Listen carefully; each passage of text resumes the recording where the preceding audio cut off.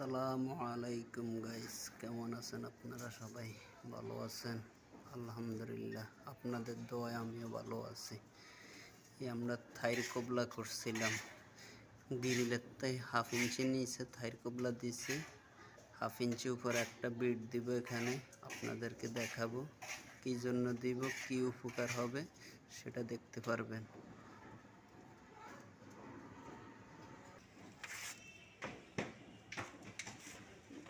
এই দেখেন গাইস, এটা কি সঠিক কাজ না বেসঠিক কাজ আপনারা বলবেন।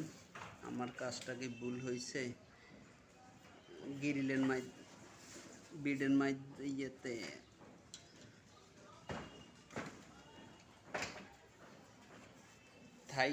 থাইন মধ্যে পানি পড়বো আর এই বিডের মধ্যে আটকে বাড়ে যাইব গা, ভিতরে আর পানি যাইব না। আরে পাইপগুলা এরকম কইরা দিছি আমরা। পাইপের 2 সাইড আস্তর কইরা বন্ধ কইরা দিছি, কেলাম কইরা।